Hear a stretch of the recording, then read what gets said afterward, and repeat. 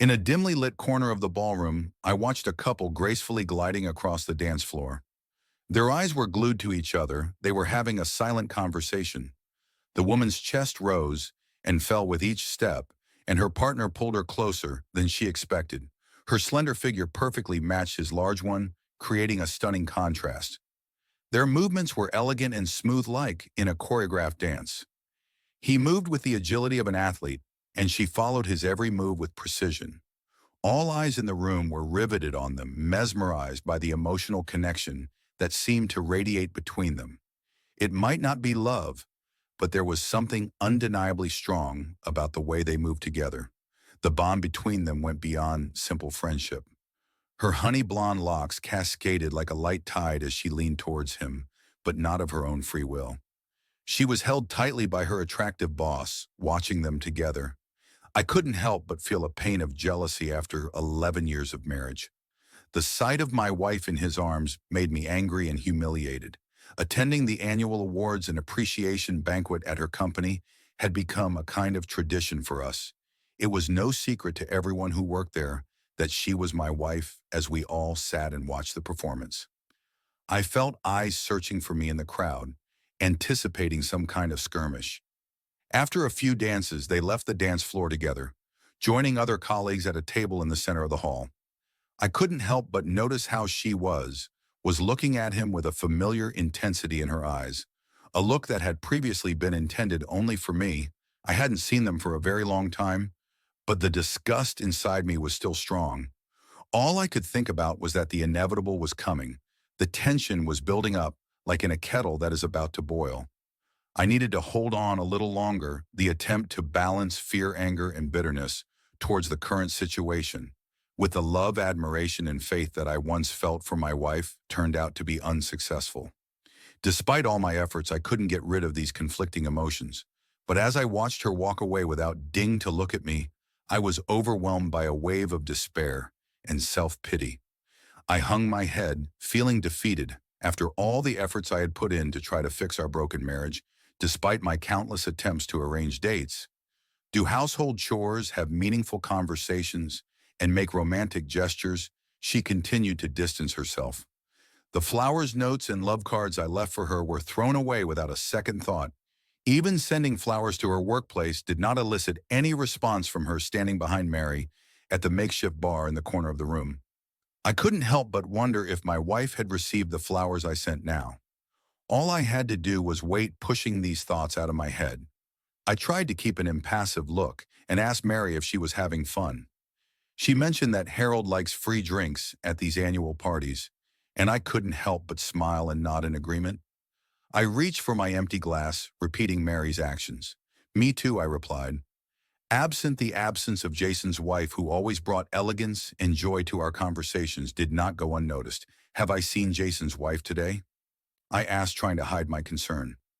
Mary leaned towards me, her words slightly blurred from the alcohol. Oh, didn't. Kelsey mentioned that Jason handed his wife the divorce papers today. It seems like she was neglecting her marital duties. Mary's revelation hit me like a brick, but it seemed that due to intoxication, she did not pay attention to the weight of her words.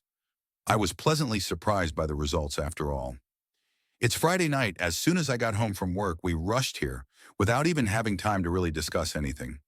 Perhaps I exaggerated a little when I said that we took the day off to prepare for the evening.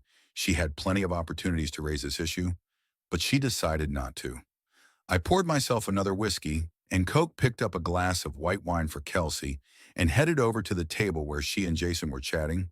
They were so engrossed in each other that neither of them noticed my approach. Kelsey, I brought you a glass of wine, I said, handing her the glass. She jumped slightly in surprise and exclaimed, "Oh, you scared me." She took the glass from me and thanked me, but the awkward tension in the room was palpable. The others tried to avoid a contact, showing a sudden interest in the stained tablecloth or something else on the other side of the room. While we stood there feeling awkward, I caught curious glances from those around me, expressing doubt in my thoughts and obvious ignorance. A young man no older than 25 was openly grinning as he watched me look at the table. Our eyes met for a moment, maintaining a silent connection, after which his smile faded and he turned his attention to the tablecloth. The clock was approaching 1 o'clock in the morning, which meant the end of the holiday day, and the guests began to leave the hotel lobby heading home. It was obvious that Kelsey wasn't quite ready to finish the dance with her partner. "We should probably go home, dear. I still need to drop off the babysitter, and we promised her that we wouldn't go out later than 2 today," I said, realizing that I was taking up her time spent with Jason. "Okay, I think we should go see you on Monday," she replied with a smile. It was nice to know that this awkward moment was coming to an end for everyone involved. "It was nice to see you, Jason." I held out my hand and he met it with a firm handshake. Despite the fact that he was trying to demonstrate his strength through his grip, I could say that I had a physical advantage. I was a little taller and heavier than him while maintaining a contact. I sensed a hint of deception and complacency in his gaze. After a moment, he let go of my hand and wished us good night. I said goodbye to the group as we left the room and headed for the car. The ride home was quiet, but Kelsey's beaming smile lit up the darkness upon arriving home. Kelsey immediately went to check on her daughter, Caitlin, and I took care of Brittany and prepared to take her home when I returned. I found Kelsey already sound asleep in bed after checking on Caitlin. I quickly went to the bathroom and then retired to a spare room for the night. I already knew that there could be no intimacy between us today. It's been so long since we've been in each other's arms. I closed my eyes. The ceiling image disappeared, and I fell asleep, while my mind was busy with tasks that I needed to solve the next day. When I woke up early on Saturday morning, I found Caitlin already in the living room, engrossed in her favorite cartoon. I waved at her from the doorway, asking if she had already had breakfast. "Yes," she replied enthusiastically, waving a spoon dipped in milk and accidentally sprinkling drops on the carpet. I reminded her to calm down because Mom is still asleep, and I have to work in the office. "Okay, Dad," she replied too loudly, making me giggle at her. Rampage around 8:30 a.m. On Saturday, I contacted my lawyer on my cell phone. "Good morning, Bill. This is Matthew Franks," I greeted him. "Good morning, Matt. I think it's not a happy call," he replied, already guessing the reason for my appeal. Confirming his suspicions, I informed him. "That's right. It's time to put the plan into action. I found out that Jason filed for divorce yesterday." "Yesterday, do you think Kelsey met with the lawyer?" Bill replied, "I don't think so, but I'll contact her and clarify. Let's meet in 30 minutes at the coffee shop. My assistant will ask you to sign in the notarized forms. We'll file the paperwork on Monday morning, and then we'll serve her at lunch." "Good plan. See you soon." I said I arrived at the coffee shop early, greeting the barista with a faint smile. I ordered, and settled into a cozy armchair by the fireplace. My thoughts were in the air as I reflected on the unexpected turn my life had taken. I never thought that I would divorce the only true love of my life. It's hard to pinpoint the exact moment when you realize that your cozy life is about to change, but you can make an assumption for me. It was a traffic ticket, one of those annoying fines that a camera issues for running a red light. The photo showed the driver the license plate of the car, as well as the date and time of the violation. When I received the fine in the mail, I grinned and immediately realized that it was Kelsey's doing. When she was in a hurry, she always turned on the headlights. I hesitated before opening the message, knowing that the only reaction to it would be tears. A direct encounter with this situation would only lead to trouble in the photo. Kelsey was sitting next to a man whose face was hidden. Even though I couldn't make out his features, I recognized him immediately. It would seem that the usual moment is perhaps they are having lunch or were going to a meeting, but something about the date and time, March 5th, alerted me. Not so long ago, I was flipping through my phone when I came across our text messages from the 5th. She planned to stop by Mary's place after work to buy clothes for Kate. It seemed like a common thing because Mary's daughter was a little older, and we often received nice gifts from them. Although I usually remembered Mary bringing things to work, I didn't think much of it at the time. "Don't worry, do you want me to cook dinner?" I asked. "Yes," she replied. "What time should I wait for you?" "Well, I think I'll be a little late," she replied. "Okay, let's have some fun there." "Thank you, we'll take care of it," she said with a smile. At that time, I found an intersection on Google Maps that was on the other side of the city from Mary's house. But maybe it's just a coincidence, right? As I put all the evidence together, it became increasingly difficult for me to ignore the signs Kelsey had been lying low since November, and our quarrels over the holidays were becoming more frequent by January. She stopped being interested in how I held her. When we went shopping or walked together, our conversations gradually turned to work, or Caitlin leaving behind discussions of our aspirations, family vacations, and plans for the future. I was lucky that since childhood, I had a trust fund, which arose thanks to my great-grandfather's wise investment in undeveloped lands in the Pacific Northwest. As the city expanded, he sold some of the land back to the community. And after his death, I inherited the fruits of his visionary decisions initially. Hundreds of thousands of dollars were invested in the fund, which continued to grow after my grandfather's death due to the self-sufficiency of my family. I have never had to use this fund. The balance of funds remained stable and even increased slightly over time due to AC accrued interest after the death of my father and mother. I inherited all their property and easily combined it with my own investments. Despite the accumulated wealth, the three of us were on the verge of settling down for life. But Kelsey and I decided to keep working and increase our wealth in the run-up to retirement.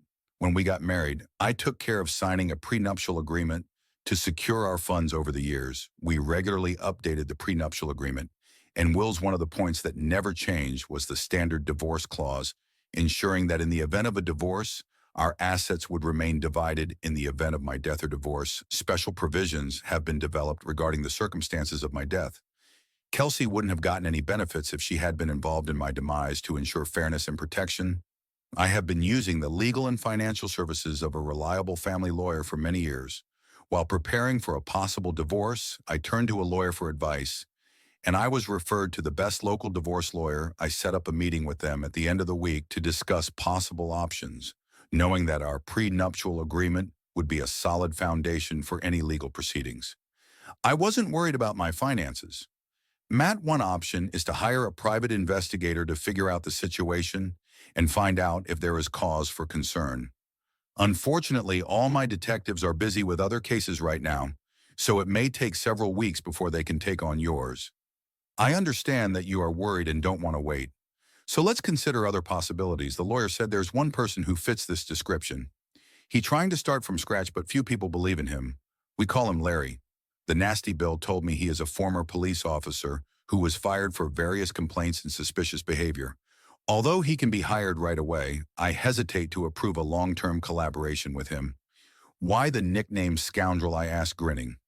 I prefer to keep everything under control. If we are to move forward, it is important to have concrete evidence, for fortunately, he does not go beyond the law. He is able to collect information, such as detailed photos, videos, emails, and phone calls, that may go beyond what is allowed by law. I was informed that his findings often serve as indisputable proof of infidelity. The lawyer said we could offer him a payment to complete our business with him and move on to a more reliable private investigator. Over the next few weeks, he suggested. I thought for a moment, do you think he can start working for us today? I asked. I will contact him to confirm this. I will act as an intermediary in this situation in the office. I'll give you the latest news later today. Bill offered. Sounds like a plan. Thanks, I said. I filled out various forms for the lawyer, and the person submitted them to my accountant and deducted the fee from a separate business account. Not from my personal one. Kelsey didn't know what I was up to because she didn't have access to the information. I didn't want to alarm her, especially if my suspicions turned out to be unfounded. Because our marriage was already going through hard times during this period, I decided to work on improving my relationship with my wife, thanks to my life experience. I realized that sudden changes in behavior usually occur after some significant event. Not knowing what caused these changes in my wife and not being sure that our relationship could not be fixed, I decided to try anyway. I made a conscious decision to make our relationship a priority by assuming the role of a caring and attentive partner. I devoted myself to showing my love and appreciation for her, striving to become the kind of husband her friends would envy. Despite my efforts, it became clear that our relationship had reached a breaking point on Thursday afternoon. I was asked to stop by Bill's office to discuss our next steps. The detective discovered a treasure trove of evidence. Hours of video footage captured them together in intimate moments. Port betraying a happy couple, photos, phone records, and personal emails painted an eerie picture. Watching what was happening, I was torn between admiration for the cunning of the villains and disgust at their betrayal. The nickname they had earned seemed too appropriate. I sat there not believing that everything was like that. I never would have thought that such a thing was possible, trying to figure out what could have attracted her to him. I couldn't help but mention his physical characteristics. Tall, handsome, well-built.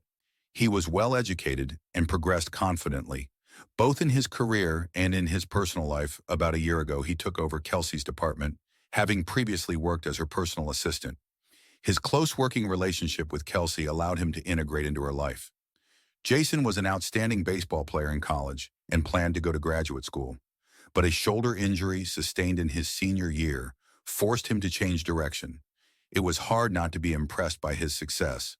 I never thought Kelsey would let him come between us. The situation was too complicated. I felt suffocated. My chest was constricted and my vision was blurred. I was afraid that I might lose consciousness, desperate for relief. I pushed back my chair and bent over, pressing my head between my knees, trying to even out my breathing. Inhale, exhale, until consciousness cleared. The feeling of loss and emptiness was indescribable. I just lost my beloved, my partner, my lover, and the mother of our child. At that moment, I felt trapped. And then it only got worse. Bill turned on a recording made the day before in which Jason talks about his desire for them to be together. "Do you really love me?" Her voice was full of anticipation. "Yes, my dear, you are the epitome of perfection. I adore you, and I dream that we will create a family. So you, me, and Caitlin, absolutely." He replied, "What do you think of Matt and Shannon?" She asked, "Let's divorce them. You'll get Caitlin, and we can start living a happy family." The conversation fell silent while Kelsey digested the shocking news she had received from her partner. "You really love me, don't you, Kelsey?" he asked. "Yes, of course," she replied. "I've never thought about leaving Matt before." "We just think about it," he urged. "He will never be able to give you what I can give you. You will become the beauty of any ball, a part of high society. We will have the opportunity to visit such places and experience things that he could not even dream of." I heard the contempt in his tone and imagined the expression on his face. When he uttered these words, the thought of losing Kate devastated me. "My daughter is my whole world. I will be a much better father than this loser, who can't even hope after a year. She won't even want to visit him."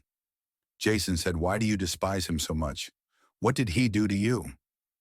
There was a hint of concern in her voice. To be honest, I was curious too. "He not worthy of you, Kelsey," he replied simply. "This man is devoid of ambition and shows no interest in going. Beyond his current position, he seems content to be a simple hard worker, contributing to someone else's wealth." Jason said, "Did you know that he holds the position of factory director? His factory employs 400 people and has achieved the highest production and profit per square foot compared to other factories." I was pleased to hear that Kelsey knew about this. Although I would have preferred this conversation to take place in a more appropriate setting, such as in their dining room. "In my opinion, he looks weak-willed and not assertive enough." He replied, a beta male devoid of drive and ambition in school, unable to get an MBA, who was served his time is easily trampled into the mud. Any day of the week, he continued mockingly.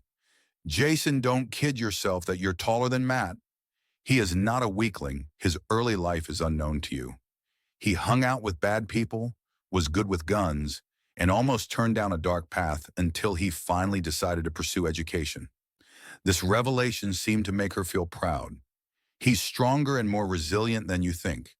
Please assure me that you will not engage in physical combat with him. I don't want any of you to get hurt. He's thinking about Kate and you're thinking about me. I can't deny my feelings for him. I wish things were different, but you took his place as my partner. My love."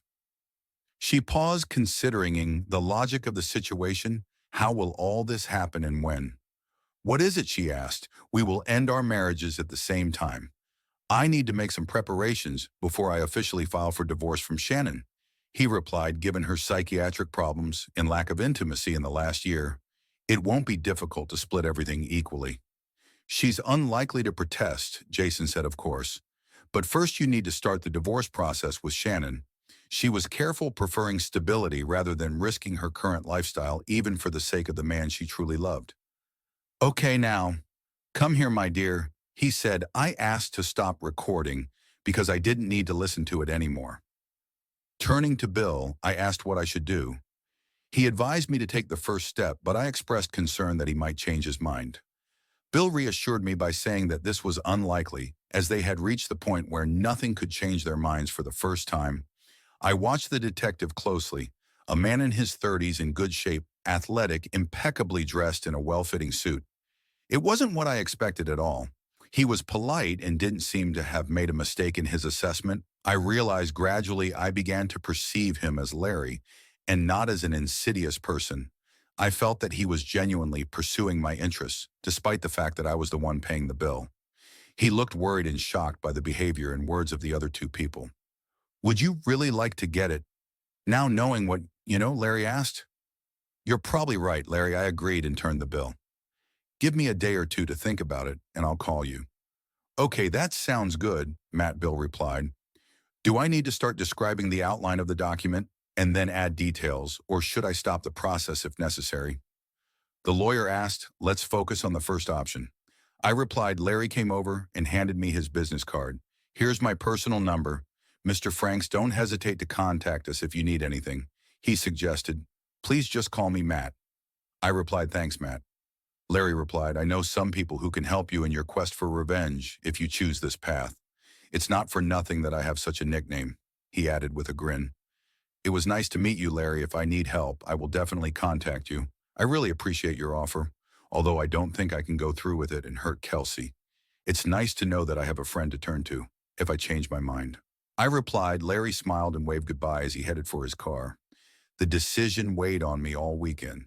It was hard for me to focus on anything else. And Kay didn't seem to notice that I was thinking about the future of our family. It dawned on me that she might have already made a decision for all of us. I was filled with doubts, anger, fear, and disappointment. The most painful thing was the humiliation and the feeling of losing a sense of masculinity. My whole personality revolved around my job and my family. Who would I be without them? The thought of Caitlin moving on to the next chapter without me bothered me a lot, and the thought of this arrogant man raising my daughter made me furious. I imagined him walking my daughter down the aisle on her wedding day. My emotions were in a complete mess, and no amount of alcohol could bring me clarity. It wasn't until Sunday morning, sitting on the back porch of the house and wincing from a headache, that I realized that I was most likely going to lose my wife, despite all my attempts to resist. I saw the contempt in her eyes and realized that I had already lost my family. Now it only remained to determine how and under what circumstances I would lose everything. Suddenly, a familiar saying came to mind. Lead, follow, or get out of the way. I did not want to retreat, and I did not want to blindly follow these treacherous people, and I had only one way out: to take responsibility and lead on. Monday morning, I called Bill to discuss our situation. "Hi, Bill, it's Matt Franks calling." I said, "Good morning, Matt. Have you made any progress in solving the problem?" He asked. "Yes, I have a plan. I need you to fill out all the necessary paperwork, including the legal photos that Larry sent was split at 50 to 50. I explained. There was a short silence, after which he asked, "Are you offering to sell the house?" I confirmed, yes, we used a lowest loan from my trust fund to buy it, essentially paying ourselves. Any profit we receive will be divided equally. I will pay off the entire loan amount, along with the interest that we have accumulated over the years. In addition, I will transfer $200,000 to Kelsey from my trust as a token of gratitude. Perhaps this gesture will soften her attitude, because she will know that she will not be left completely without means of livelihood. I am determined to get primary custody of Kate, although I understand the difficulties that await me. Perhaps Larry will be able to reveal compromising information about Jason that will cast doubt on his suitability as the father of a little girl. I said I heard that he was a popular fraternity member in college. Perhaps he let his success turn his head. I hope Larry can talk to him about it. I have a backup plan for Kate. If we fail to obtain primary custody, please draw up as detailed a joint custody agreement as possible. I paused briefly to give Bill a chance to remember. In addition, I am considering suing Jason for emotional alienation and involving his wife, Shannon, in the situation. I want her to be aware of the situation. As for her, I want you to come up with a new divorce plan based on her cheating. I'm willing to pay for it. She deserves to be held accountable for her actions," I said angrily. "We can hand the papers to both of them in a separate room, but I know that won't solve all the problems." Bill said I also need her to sign a contract with me. I added, "I can start filling out the necessary forms. Even without her cooperation, I can do a lot, Bill detailed. I understand. I just want to stir things up a bit. I want to file a lawsuit against Kelsey's company for allowing her to enter into a relationship with her boss. I am concerned that there are no moral standards in the company that would prevent such behavior, especially given the dynamics of power in relations with her immediate superior. I understand that this may not lead to any significant consequences, but it is important to resolve this issue and see what can be done. I added Matt be prepared for potentially high costs and increased expenses. While we resolve this issue, Bill warned me, I have to make sure that these two don't get more money than they are rightfully owed, as my father always said, when you hire a lawyer, you're essentially negotiating a price. I finished. Bill laughed at my sarcastic comment about lawyers agreeing that my father was wise. Remember, you don't have to give her the funds from your trust, thanks to a secure prenuptial agreement.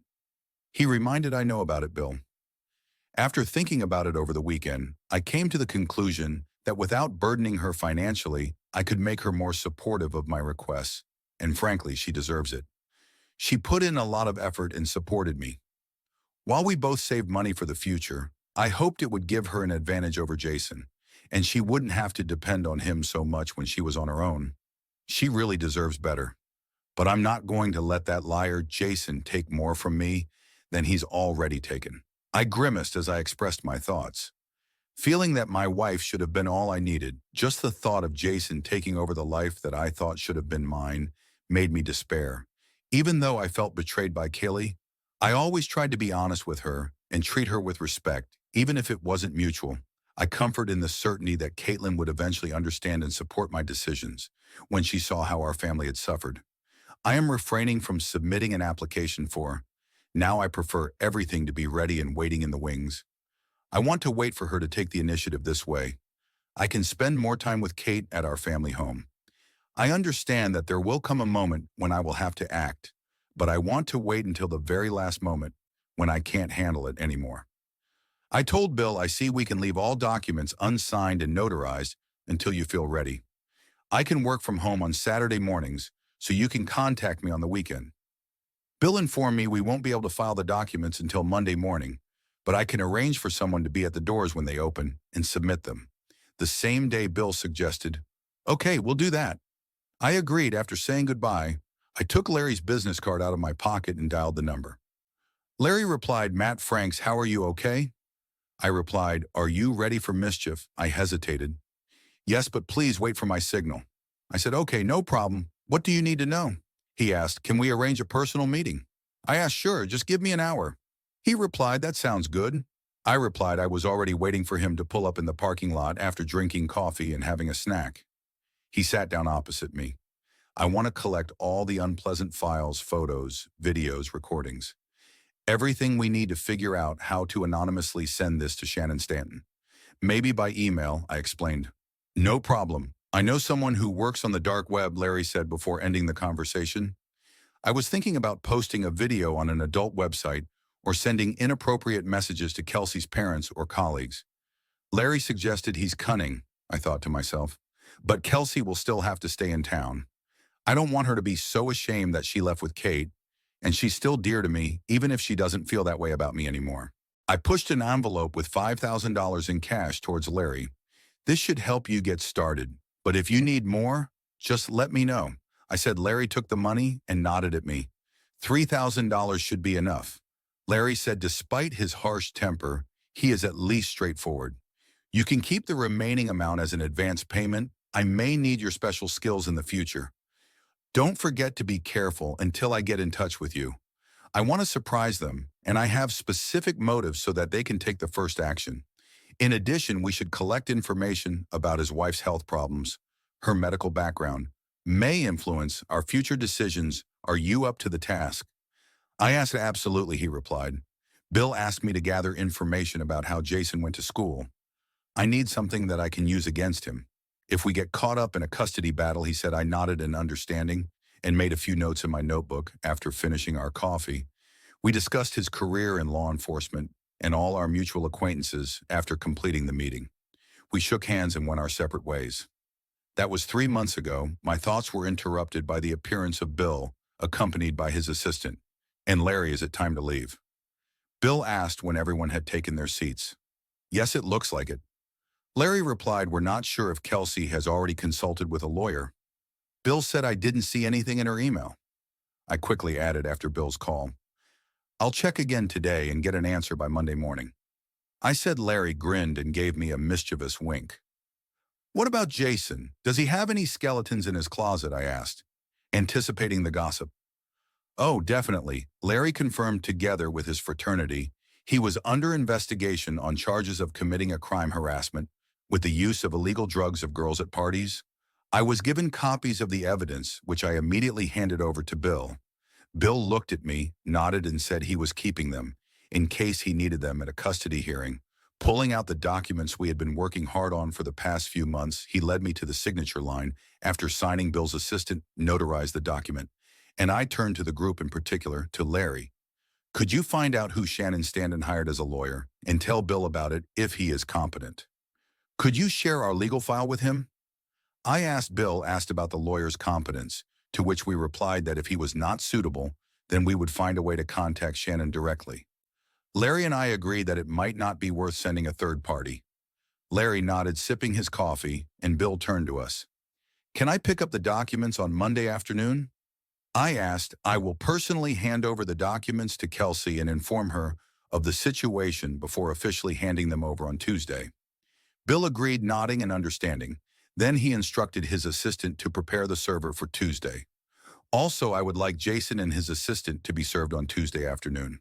I think we should also contact Shannon, as she will need information soon. Bill, please share the file with Shannon's lawyer on Monday afternoon. If he doesn't interfere with my conversation with Kelsey on Monday night, then everything should be fine by Wednesday. I said, Matt, have you thought about where Kelsey is staying on Monday night? Bill asked, is there any problem with her staying in the house for a few days, not until you get a restraining order, and she agrees to it? I wouldn't want to sleep with her. I replied, from a legal point of view, I think it's not a problem, but it might confuse you. He said I would worry about how a more unethical lawyer might use this information. Bill remarked, okay, I'll give her a week to find a place. I don't see anything wrong with that. I replied, oh, you mean sleeping in the same bed? But according to our legal documents, I'm temporarily in charge of the house. And Kate, right? I asked. Yes, until her lawyer files a motion and cancels it all, or until we come to a mutual agreement. Bill replied, I meant that we really sleep in the same bed. I said it can create a strange vibration when applied. Bill remarked, but don't worry now, we definitely won't sleep together. He turned to Larry and asked, hey, what have you learned about Shannon's health? Larry replied, she has been struggling with depression and bipolar disorder for many years. The medication she was taking destroyed her sex drive. So Mr. Wonderful started looking for another place for himself. Bill jokingly added, I don't think we want to know how you found out about this. Larry just smiled and shook his head, and Bill pretended to be shocked. Does this have something to do with us? I asked. Not at the moment, they replied. This may become important later, especially during the custody discussion when we will decide who will live with him and when we should consider including this condition in the final draft. Bill said. While they were talking, Bill was diligently taking notes on his iPad after chatting. For a few more minutes, we gradually completed our strategy session and returned to our daily chores. I didn't feel well all weekend, as I couldn't get rid of the load of tasks that I had to complete on Monday. Despite my mood, Kelsey didn't seem to notice anything, which I hadn't really expected to make my life easier. I called my in on Sunday and arranged for her to pick Caitlin up from school on Monday and leave her overnight. It would give me the opportunity to have a serious conversation with Kelsey about some important family matters. Fortunately, my aunt lived on a farm outside the city, and Caitlin really enjoyed playing with their dogs and feeding the animals. Besides, she's taking Caitlin to school on Tuesday morning. I decided that we would tell Caitlin the news on Tuesday evening. I informed Caitlin that she was going to her aunt's, and she looked worried, but at the same time a little puzzled why she had to wait until Tuesday. I explained that Mom and Dad needed to be alone to discuss everything. She reluctantly agreed. I slept in a spare room that night, and again, Kelsey didn't say anything about it. She seemed relieved when she saw that I had gone to sleep in the spare room on Sunday evening. I lay and thought about the upcoming conversation with Caitlin after reviewing the checklist and confirming my plan. I finally fell asleep the next morning. I spoke with the vice president of production, informing him of the need for a week's rest.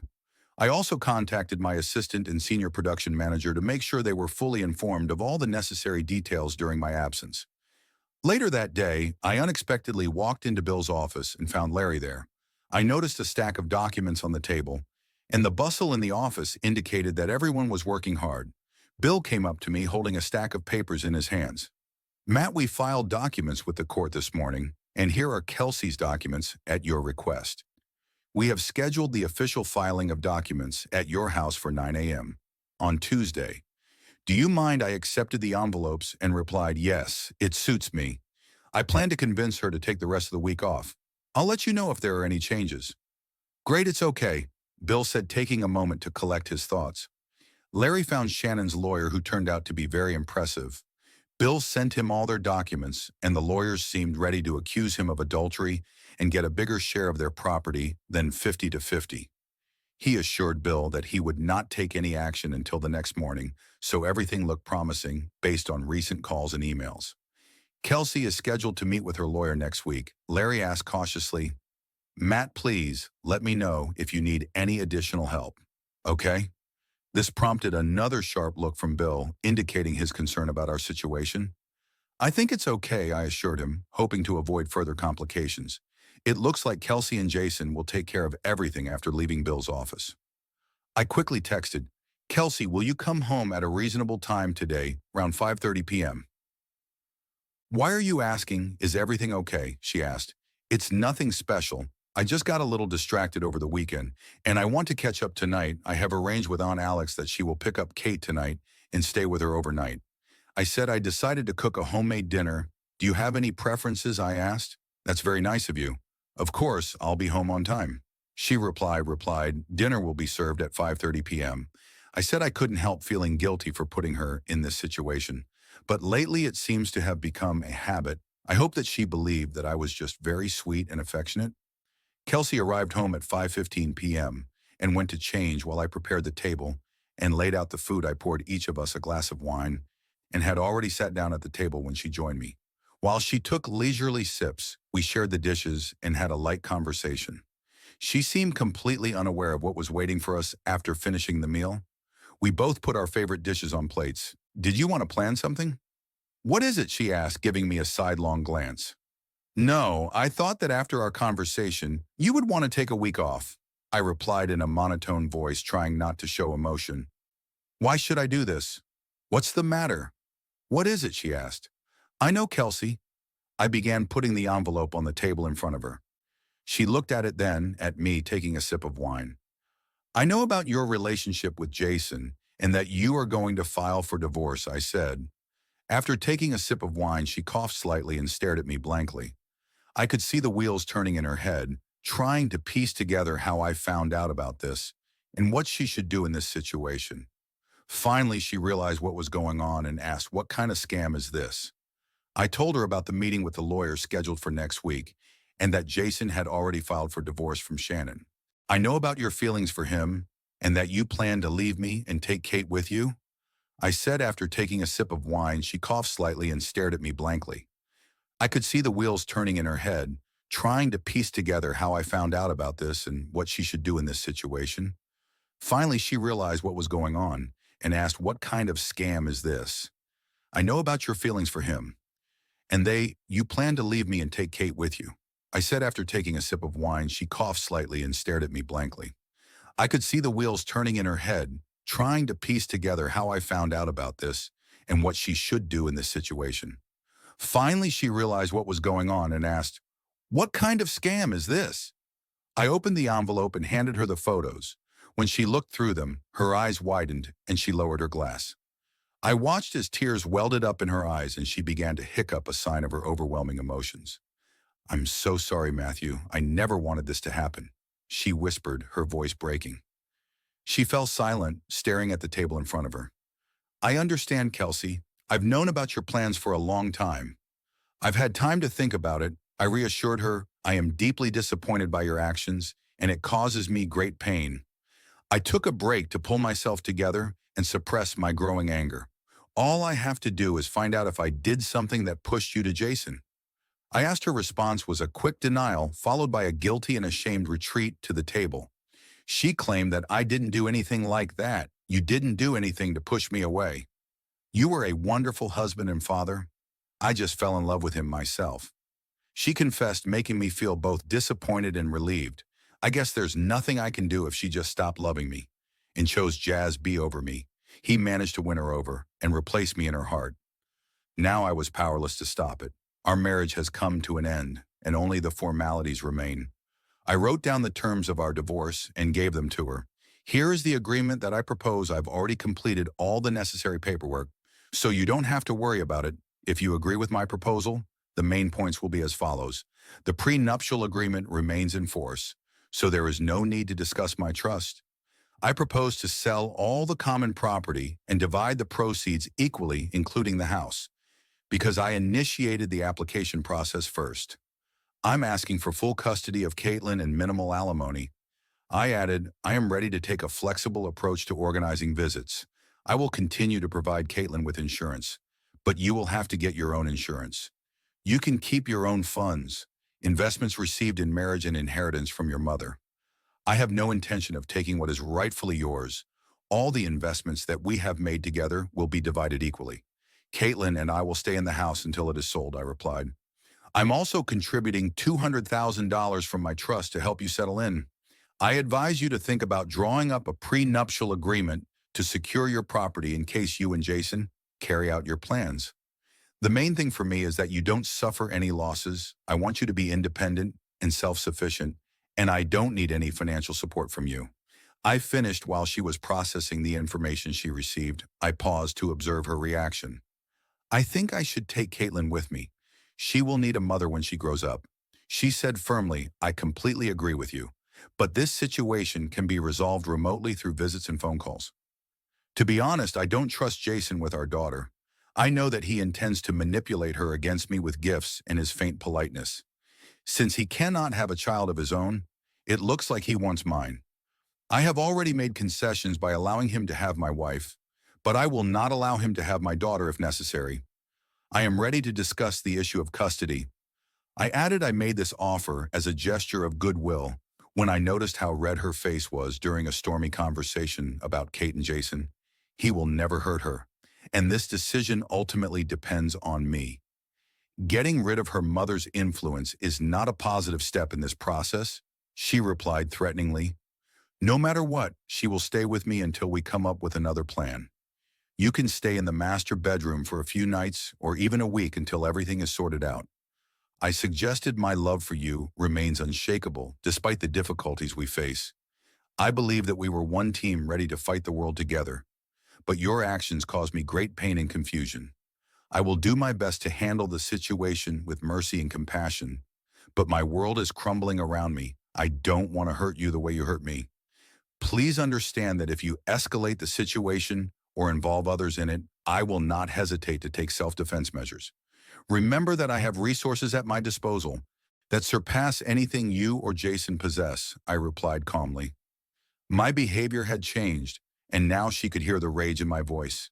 I'm capable of being tough when I'm under pressure.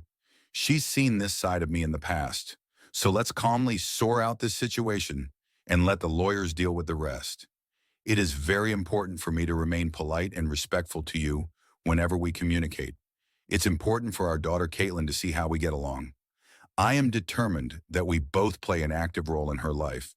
I reported, hoping to avoid a long and bitter argument. I have free time until the end of the week, and according to the requirements of the law, you must be officially served, which should happen at our house at 9 a.m.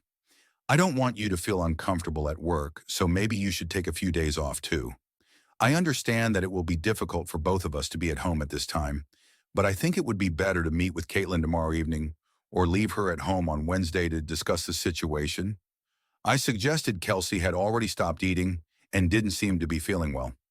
I think she finally realized the seriousness of her actions. She can only blame herself for the consequences. I was happy and didn't pay attention until she broke everything. She looked at me with a puzzled expression and confessed, you obviously outsmarted us somehow. You managed to plan everything in advance. She promised that she would get in touch with work quickly and stay at home until Wednesday. How about leaving Caitlin at her aunt's until tomorrow and bringing her back Wednesday morning so we can have a proper conversation? I asked Kelsey seemed to agree with this plan, giving me a slight nod as she sorted through the paperwork. I wished her good night. Feeling that she needed time to think about the news, she retreated into the bedroom, closing the door behind her. Since I had already moved most of my daily clothes and necessities to the spare room, there shouldn't have been any more problems. I contacted my aunt and told her about the family business we were working on, and she kindly agreed to leave Caitlin for an extra night and bring her back on Wednesday morning. I also talked to Caitlin and informed her that she would not go to school the next day. She was a little puzzled but didn't object. I assured her that my mother and I would clarify everything on Wednesday. While I was tidying up and getting ready for bed, I heard Kel talking to herself behind the closed door, as if she was having a phone conversation. Later, I heard quiet sobs. She was grieving that our marriage was over the next morning. I heard Kelsey get ready for work early and come downstairs dressed casually at 9 o'clock sharp. She opened the door to receive her package except for the photos and transcripts she had been looking through in her room the night before. Right after that, she hurriedly grabbed her keys and purse and hurried out the door. She didn't specify where she was going, but I got the impression that she was meeting with Jason, her lawyer, or someone else who might be on her side later that day. Bill called to say that Jason and their company had received our claims. To my surprise, Jason also received a counterclaim from Shannon. Bill stressed the importance of remaining vigilant and careful as there were rumors about Jason's threats against me. I never thought Jason could be so stupid, considering he always had everything he wanted. But just in case, I took my .45 caliber pistol out of the gun safe, made sure it was loaded, cocked, and locked, and put it on a chair, sitting down to watch TV a few hours later. While I was standing at the sink, a black BMW pulled up to my house, and an angry Jason got out of it with a baseball bat. Realizing the gravity of the situation, I quickly returned to the chair where my mobile phone was waiting for me, feeling safe behind the locked door. I quickly dialed 911 and reported that my wife's boyfriend was outside with a baseball bat. Several cars were sent to my address when I heard another car pull up to the house, and then there were screams. I realized that it was Kelsey. Suddenly, there was a loud squeal in the house. My heart started pounding when the front door shattered and Jason stormed into the house in a rage. "You bastard, you got me fired. You ruined my divorce," he growled, foaming at the mouth. I put my right hand on the butt of the gun. The feeling of it calmed me down. Jason was swinging the bat, and I heard Kelsey screaming, begging him to calm down. "I took your wife, and now I'm going to end you and take your daughter," he shouted. I let him walk another 5 feet before pulling out the gun. It was clear from the narrowed eyes that his decisions were questionable. He held the bat high, but its effectiveness at a distance of 25 feet was questionable. The sound of the shot from the chamber was loud and sharp. I was always taught to hit the target 3 times, so I quickly fired 2 shots in a row. When Jason slowed down, his next step seemed hesitant, to me as a result of which he stumbled and fell. Just as the 3rd bullet flew out of the barrel, I noticed a sudden movement at the door, but I was too engrossed in what I was doing to pay attention to it. Suddenly, a bullet flew past and bit into the broken front door, nearly missing Kelsey. Jason collapsed to the ground, first on his knees, and then face forward. A cacophony of screams and the deafening sound of a gunshot filled my ears, making me realize how loud it was in such a cramped room. Sirens wailed in the distance, followed by frantic screams from the police. Unaware of the gravity of the situation, they put Kelsey on her stomach and handcuffed her in front of an open door. Her screams and protests rang out continuously. The unfolding events stunned me, and finally my attention was attracted by the gun pointed at my face and the officer's urgent commands to stop and drop the weapon. When I came to my senses, I obeyed his order and handed over the gun. The next 2 weeks were a whirlwind of chaos and stress. Jason was injured by a policeman at the scene of the crime. Later, I learned from police reports and witness statements that he had simultaneously received my lawsuit and updated divorce papers from his wife. It didn't take him long to realize that the incriminating photos had been obtained from me. Kelsey stood next to him while he opened the envelope he received from his wife and confirmed that she also had a set of these photos. Soon after, they were both summoned to the vice president's office, where they confessed their affair, unaware of the possible consequences. The managers decided to fire the managing director for communicating with the subordinate. Knowing that my application would not be considered, This decision made me the object of Jason's anger, who believed that I had offended him by speaking out against his actions.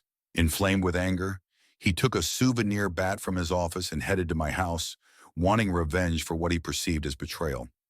Kelsey spotted him from the window of the conference room on the second floor and quickly guessed where he was going, hurrying to intercept him in the driveway. She tried to defuse the situation before he could harm me. None of them knew that I had been warned of their imminent appearance and was ready to confront them, trying to prevent Jason from entering the house. Kelsey got a black eye from his outburst of rage. Fortunately, she escaped further injury, but the ordeal haunted her for several more months in the form of recurring nightmares. I've only spoken to her a couple of times amid the chaos of police interrogation, core hearings, and courtroom visits. We never entered into a deep conversation about the events that took place in our house. Kelsey was just a shadow of her old self. The loss of her husband and daughter in less than a day had a big impact on her. She has never been able to recover from this tragedy, despite the fact that they kept in touch with her during the divorce process. After it was completed, she seemed to gradually distance herself. Kelsey did not resist and did not hire a lawyer to challenge the divorce. As a result, I had no difficulty getting custody of Caitlin. To my amazement, she constantly refused to fulfill her financial obligations. Bill held on to her share for a while, but eventually returned it to me a year later. She never returned to our house but lived with her family until she disappeared during the attack on me. Jason was severely injured during detention and spent a long time in the hospital. After that, he completely changed. He became very fixated on his failure and led her reclusive lifestyle. Despite several supervised visits to Caitlin, they were often uncomfortable or unproductive. I made sure that Caitlin was always ready for these visits, regardless of whether we had heard of Kelsey or not. Unfortunately, Kelsey only appeared 4 times. I heard that Kelsey was addicted to painkillers and other prescription drugs that were supposed to help her find peace and stability.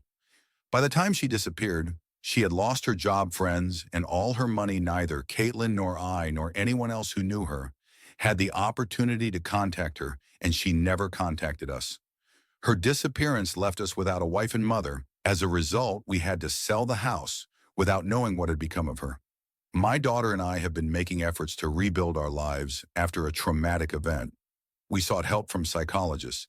To cope with the pain, I went to counseling for 6 months. But in the end, I had to put the pain on the back burner and focus on raising my daughter and moving forward. Caitlin, on the other hand, spent several years with a counselor trying to come to terms with the divorce and Kelsey's disappearance. She had to solve a lot of psychological problems. It took me 3 years to finally realize that I was ready to start dating again. A few months after this realization, I met an amazing woman named Jo. She treated our past with incredible understanding and respect. Our relationship developed slowly, much more slowly than either of us would have liked. But eventually we took the next step and entered into a physical relationship. After about 16 months, we decided to get married. Jo and I raised Sin like our own daughter, but we never felt the need to expand the family. Our lives became more stable and complete as we moved forward together over time. Our biggest problems became related to the turning points in Caitlin's life, her graduation from high school and college.